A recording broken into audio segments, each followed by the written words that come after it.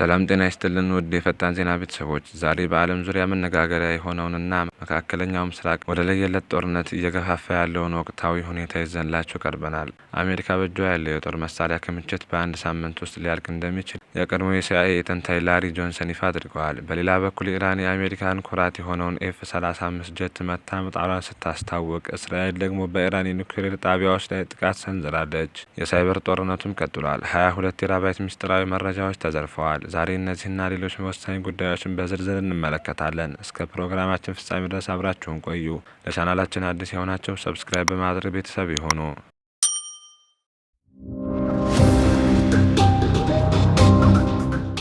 ታዋቂው ወታደራዊ ተንታኝ ላሪ ጆንሰን በቅርቡ በሰጡት መግለጫ አሜሪካ ትልቅ ስጋት ውስጥ መሆኗን ገልጸዋል። እንደ እርሳቸው ትንታኔ ከሆነ አሜሪካ ለእስራኤልና በቀጠናው ወደሚገኙ ሰፈሮቿ የምታቀርበው የሚሳኤል ክምችት እጅግ የተመናመነ ነው። በተለይም የፓትሪዮት አየር መከላከያ ሚሳኤሎችና የታድ ሲስተሞች በ7 ቀናት ውስጥ ሙሉ ለሙሉ ሊሟጠጡ ይችላሉ ተብሏል። ዋናው ፈተና ደግሞ እነዚህን እጅግ ዘመናዊ መሳሪያዎች በቀናት ወይም በሳምንታት ውስጥ መልሶ ማምረት አለመቻሉ ነው። ይህ ማለት አሜሪካና እስራኤል ከኢራን ለሚሰነዘርባቸው የሚሳኤል ናዳ የሚከላከሉበት ጋሻ ሊያጡ ነው ማለት ነው። በጦርነቱ አውድ ውስጥ እጅግ አስገራሚ የተባለው ዜና የኢራን አየር ኃይል የአሜሪካን እጅግ ዘመናዊ ኤፍ-35 የጦር አውሮፕላን መትቶ መጣሉ ነው። ኢራን እንደገለጸችው ከሆነ አውሮፕላኑ የሀገሪቱን ድንበር ጥሶ በመግባቱ ተመቷል። ከዚህም በላይ የወደቀውን ፓይለት ለመፈለግ የመጡ የአሜሪካ ሄሊኮፕተሮችን በኢራን ጦር ጥቃት ደርሶባቸዋል። ይህ ሁኔታ በዋሽንግተንና በቴህራን መካከል ያለው ውጥረት ወደ ከፍተኛ ደረጃ ደርሶታል። አሜሪካ እስካሁን ስለ ፓይለቱ ሁኔታ በይፋ ያለችው ነገር ባይኖርም ኢራን ግን ድንበሯን ለሚደፍር ማንኛውንም ኃይል ምህረት እንደማታደርግ በድጋሚ አስጠንቅቃለች። ጦርነቱ በምድርና በአየር ብቻ አይደለም። በሳይበር ዓለምም እስራኤል ትልቅ ሽንፈት እየገጠማት እንደሆነ መረጃዎች ያመላክታሉ። ሃንዳላ የተባለው የሀከሮች ቡድን በእስራኤል የአየር መከላከያ መረብ ውስጥ ሰርጎ በመግባት 22 ቴራባይት የሚመዘን ምስጢራዊ መረጃ መንትፏል። ይህ መረጃ የጀነራል ዳይናሚክስ ኩባንያ የሚሰሯቸውን የራዳር ስርዓቶች ምስጢር፣ የግዢ ትዕዛዞችንና የወታደራዊ መኮንኖችን የግል ፋይሎች ያካተተ ነው።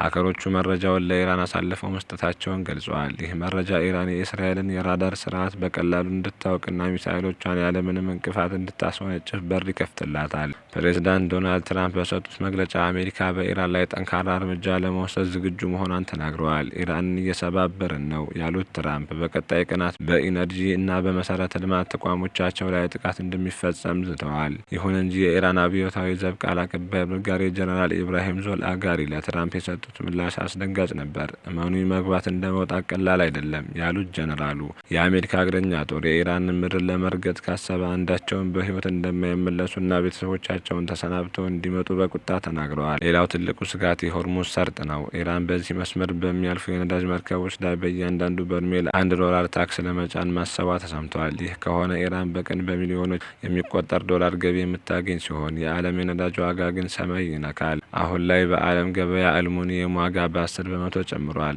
ይህም የሆነው በኤምሬትስ የሚገኘው ግዙፉ የአልሙኒየም ፋብሪካ በኢራን ድሮኖች ተመቶ በመዘጋቱ ነው። ጦርነቱ ከቀጠለ የዓለም ኢኮኖሚ ሊደረመስ እንደሚችል የኢኮኖሚ ባለሙያዎች ስጋታቸውን እየገለጹ ነው። ውድ ተመልካቾቻችን፣ መካከለኛው ምስራቅ በአሁኑ ሰዓት በፈሳሽ ባሮል ላይ ትገኛለች። የአሜሪካ መሳሪያ ማለቅ፣ የኢራን ድፍረትና የእስራኤል ግትርነት ዓለምን ወደ ሶስተኛው የዓለም ጦርነት እየመራት ይሆን? እናንተስ በዚህ ጉዳይ ላይ ምን ትላላችሁ? ሀሳባችሁን በኮሜንት መስጫው ላይ አጋሩን። ለዛሬ ያዘጋጀንላችሁ መረጃ ይህንን ይመስል ነበር።